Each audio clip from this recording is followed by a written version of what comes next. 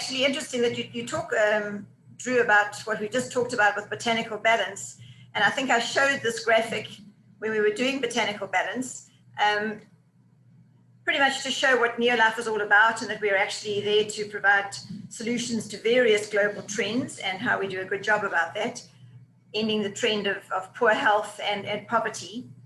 But interestingly, the same slide relates to the things we're going to talk about tonight, because we're talking about conditions of lifestyle. I know we end up talking about them as diseases, and of course sometimes they end up becoming diseases, but these are actually related to the lifestyle choices we make, the lifestyle options that we have sometimes to make our choices from. And I want to just show you yet again how all these conditions that we talk about sometimes independently are actually interrelated. So the product that we're going to talk about this evening is going to relate to these conditions as well. And I find that quite interesting, which means that we don't look at one product and say, or one component of our diet and say, this is the most important. They're all interlinked, which is very interesting. So the way we talk about lifestyle choices and these conditions is we often refer to different food groups, you know, the fruit and vegetables, we talk about whole grains, and then we're interested in finding out about the vitamins and minerals and phytonutrients. I mean, we're well known for those, our carotenoids, flavonoids, the cruciferous extracts. But what we have to realize also is in these food groups that we're talking about and talking about those particular nutrients, another very, very important component of our dietary requirements is also involved in those particular food groups. And that, of course, is fiber. And so that is why we've reintroduced, if you like, our All Natural Fibre food and drink mix. And I think that name even tells you a little bit more about the product. This is actually now a global product. So we've brought in a product that we're using all around the world, which gives you an idea that it's the best we have on offer at the moment. But let's talk a bit more about fiber before we talk about the product specifically, because I think a lot of people tend to think of fiber as bran. You know, they say, well, I buy bran and I sprinkle it over my porridge in the morning, or I bring it in wherever I can, so I'm covered. Well, you know, there's a lot more to fiber than bran. In fact, fiber is not just one single entity. It's actually a whole complex of a whole lot of different dietary factors coming actually from a variety of different foods. So just buying one particular component is really not, is covering the problem or the gap at all. So I suppose we could really call it an essential non-nutrient, which might sound a little crazy because we're always talking about nutrients getting into our cells and into the bloodstream. But the interesting thing about fiber is that, yes, it's in all the plant foods that we would eat, and the reason that it is there is that it's to provide structure and support to the cells in that plant. But in actual fact, to the human being, when we eat foods like the fruit and vegetables, all the whole grains, and we get all those lovely other nutrients that I talked about, vitamins, minerals, phytonutrients, and the like, the fiber actually is not absorbed. The human body cannot actually break down and digest all that fibrous substance that is in the plant food to create support. We actually use it for a physical, functional component in our human health. So I'll talk a little bit more about that, but it comes from all different kinds of foods. It might be the pulp of a fruit, it might be the skin, it might be the pip, it could be nuts, it could be beans or legumes. So a whole variety of different foods we have to include in our diet so that we can actually get adequate amounts of fiber. But I think that what we need to realize, as I say, that there's a variety and they're not all equal. Not all fibers are equal. And for the purposes of trying to distinguish one group from another, there are other components to a fiber story, but this is usually the most common way that we look at them. And I want to just quickly go through this just to distinguish for you the different types and giving you an idea of how much variety of foods we need to eat in order to get them. So some of you are probably quite familiar with these terms, soluble fiber and insoluble. So what are they soluble in? Well, soluble in water. In other words, they're mixed with water. So it attracts water and it forms a sort of a gel. It gets a bit sticky. And we get that from the gums or pectins that we find in different foods. And a very well-known food or group of foods would be things like oats, for example, would be a very, very good form of this soluble fiber. Even beans and legumes would be also very good. So if we look at the other side where we say the insoluble fiber, well, so it doesn't really mix with water, it doesn't dissolve in water, it attracts water. So it's almost like a sponge. It sort of expands, so it creates bulk. And we usually get this kind of fiber from the very supportive cellulose, the things that give, as I say, the plant its actual structure, keeps it upright, for example.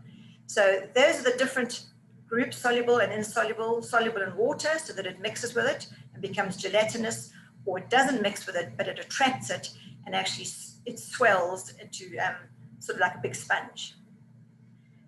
Now they have different functions as a result of those properties.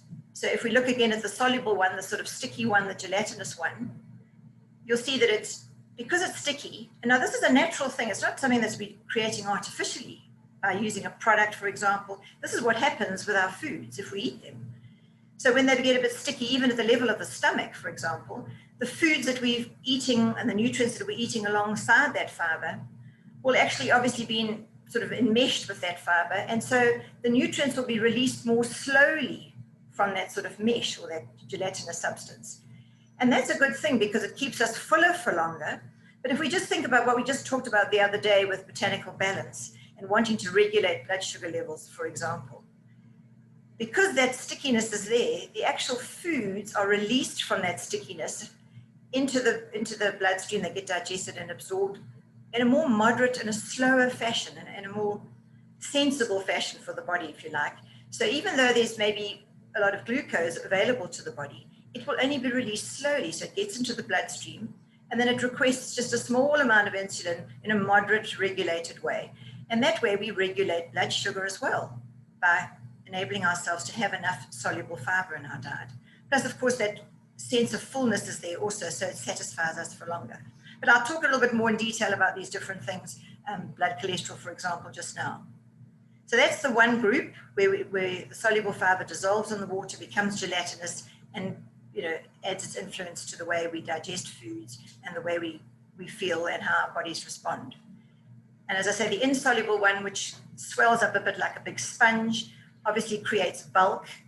And that, if some people will call that nature's broom, it actually, because it's bulky, it sweeps through our digestive system. Now remember, we're not talking about going into the bloodstream here. We haven't got inside the body. We're actually in the digestive tract at this point, in our piping, as I like to call it. And that's where this is going to stay. So we're going to influence our health literally from the outside of our bloodstream, from the outside of our cells, even for that matter at this point.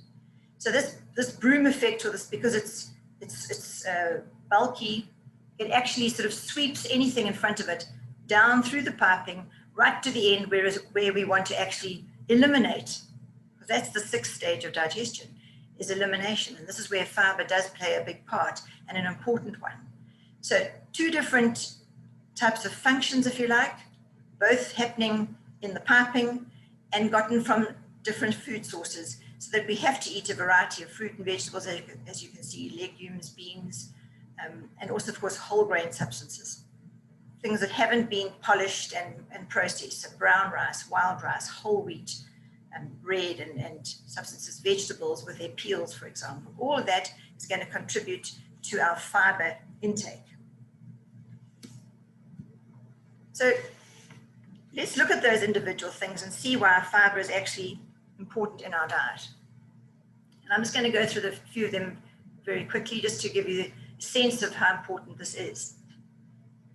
So promoting regularity, well, that's of course in the digestive tract, regularity of elimination. That's what the 6th stage of nutrition is, that we need to get rid of whatever the body doesn't need now. After all the processes have happened in the body, there are things the body now wants to eliminate, literally get out of the body. So we want to promote that on a regular, consistent basis. Otherwise, it in turn has problems if we can't get rid of the waste. Also, fiber, interestingly, will support the health of the colon. Now, the colon and the large intestine are exactly the same thing. So the words are used interchangeably. So it can actually support the health of the large intestine, which is where elimination will eventually take place. It promotes heart health, and we'll talk about that. Helps regulate blood sugar, which I referred to a little bit. And again, controls our weight, because it controls our sense of satisfaction of how much we've eaten. how we're feeling, how our brain reacts to what it is we have in our stomach and our intestine. And you'll see there, look at heart health, blood sugar, and weight. Those were those 3 circles that I showed you that we talked about relating to a completely different product just the other day. But in fact, fiber still plays a part in those very, very same conditions, which are our lifestyle conditions that eventually, if left unattended or not properly nourished and we don't make the right choices, will influence our disease patterns. So a high fiber diet definitely helps to keep us healthy. All right, so very briefly, let's look at the different benefits of the gastrointestinal, that's the gut, the intestine and the stomach, and how the health is influenced by the fact that we do or don't have fiber in adequate amounts in our diet. So common problems, flatulence, bloating, constipation, that means we can't eliminate effectively, diverticulitis, and hemorrhoids. Now, some of these things I probably talk about in a bit too much detail to make some of you comfortable, but you know what, we're all human, and these are conditions that everyone experiences at some point, and a lot of people don't choose to talk about them, but in fact, it has a very detrimental effect on our health if we don't get to that 6th stage of nutrition by doing elimination effectively. So fiber plays a very important part here because it keeps us regular, which means it enables us to eliminate. Now, let me just talk a little bit about constipation, diverticulitis, and the like. I talked about this fiber that swells, and it's like a broom. And it swells and it fills with that water. And what it actually does is it touches the sides of our digestive tract, of the piping of our colon, for example. And there are muscles there. And when those muscles get sort of attached, they sort of twitch and they move. They actually pulsate. A bit like when you're swallowing. You think about the process of swallowing. It's actually more than just a one-part thing. It's sort of things move down. You're kind of aware of it as you go down your throat. That's called peristalsis. That's muscular activity. Well, it's exactly what happens at the other end of our digestive tract. When we touch those muscles, they move and they push whatever is in the piping further down. That's what they're supposed to do. So they enable us to eliminate. We get something called diverticulitis or diverticulosis because, in fact, we don't have enough bulk. So in order for us to get rid of the waste, there's often a lot of straining that happens, and it actually damages or weakens the walls of our colon. The ones that are actually, if we stimulated the muscles, would simply move it along by itself. But if we haven't got enough bulk, then our body tries to move it along without the assistance of those muscles. And the straining of that activity eventually weakens the lining, and we get little pouches that happen on the sides of our colon, for example. And many, many people have them, and those are called diverticular. Now, the condition will then be called diverticulosis, but if they get inflamed or irritated, then you get the itis bit, which is the inflammation, and you get diverticulitis. So those little pouches are quite common. Many, many people have them, but they may never concern them at all because maybe their system works and the broom gets things cleaned and out everything goes. But sometimes they do get inflamed because we perhaps don't clear them out properly. And then any little scratchy thing, it might be a seed or a nut or whatever, comes and scratches it, that's really, really sore. So we can change that itis bit, the inflammation bit, from the foods that we eat. If we actually have enough fluid and we have enough bulk in our intestine all the time, we will simply move the waste and move the substances further down the digestive tract without actually irritating those little diverticular. And of course, hemorrhoids, again, people don't talk about them very easily, but lots and lots of people have that issue. And that's also just from the fact that we are perhaps constipated and we're pushing and straining. And it's a bit like a varicose vein, really, just a different part of the body.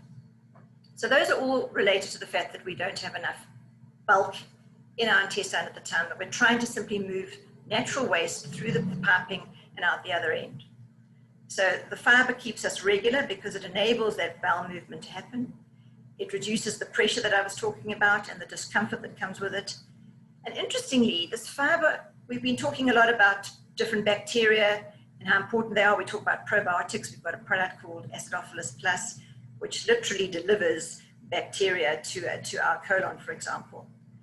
And now these bacteria have many, many benefits. And one of the things that they do is that they ferment the fiber that we have in our colon. They're meant to do that. And when they ferment that fiber, provided it's present, they actually produce other substances as a result of this process, which are very beneficial to the body.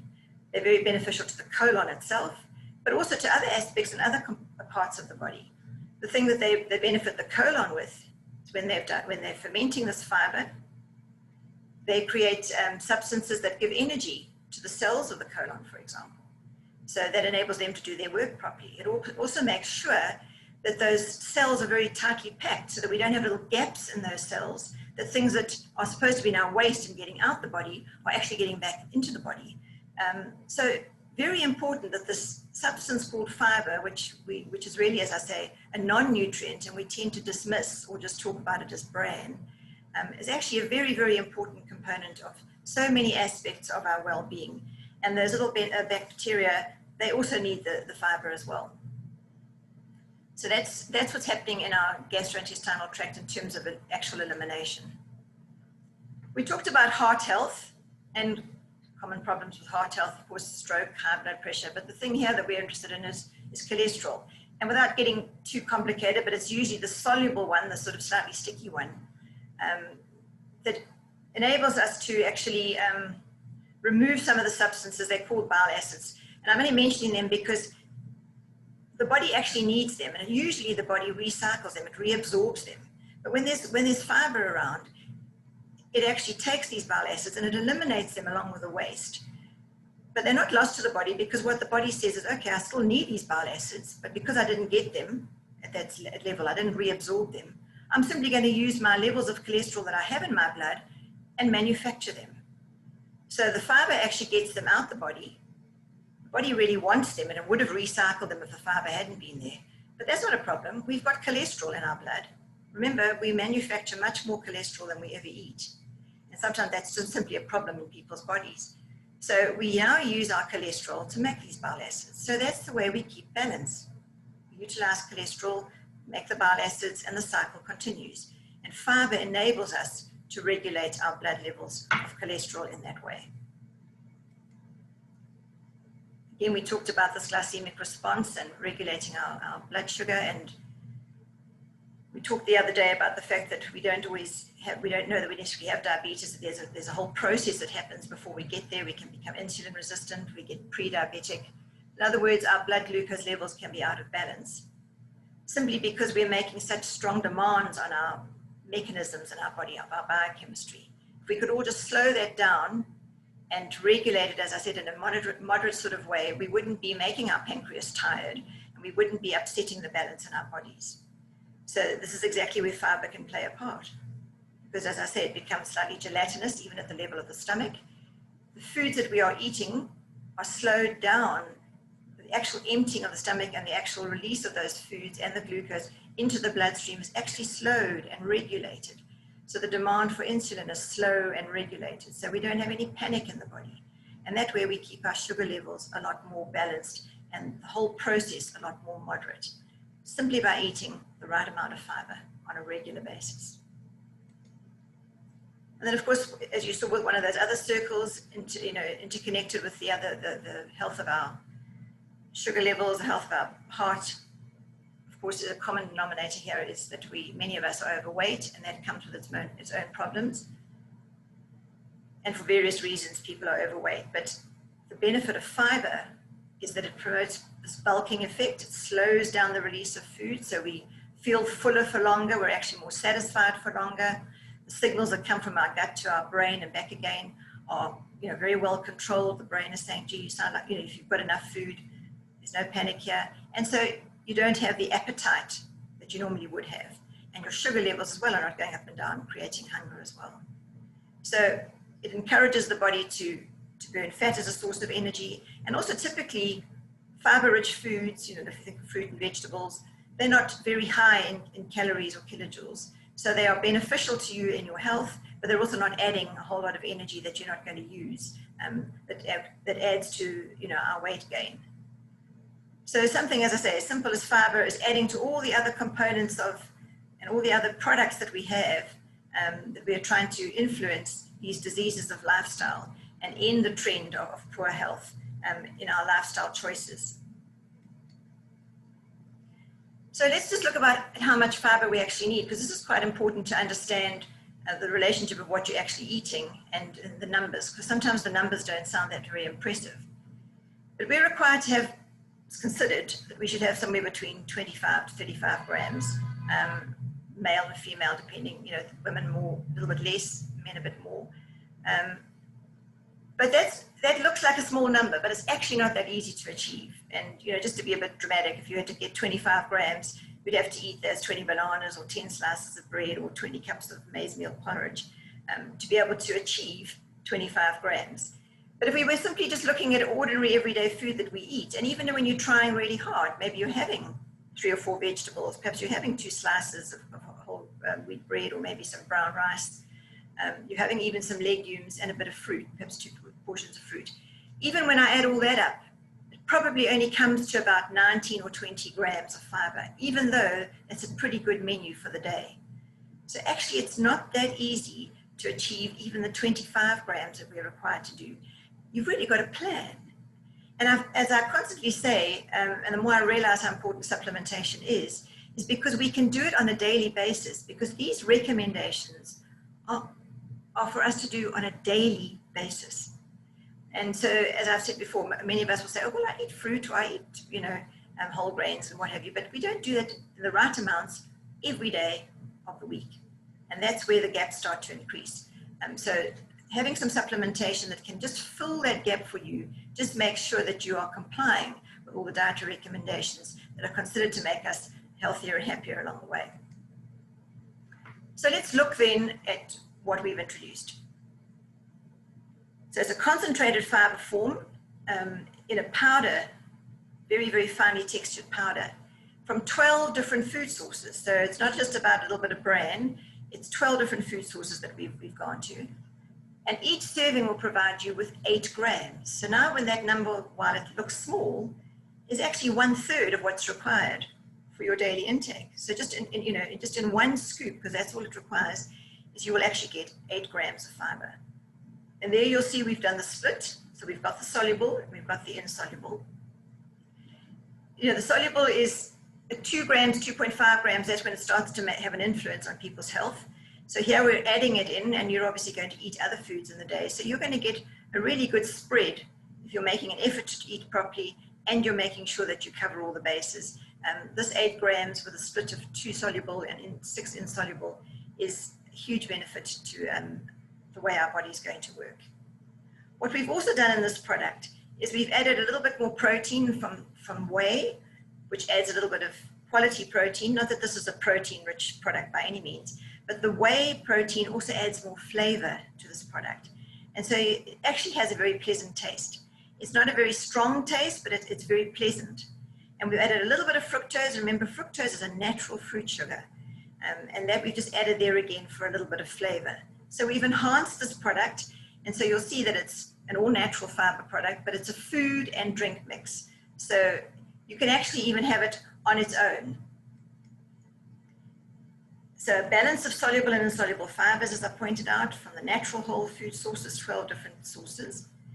And you can mix this with your favorite beverage or food. So you could mix it, for example, with your shake.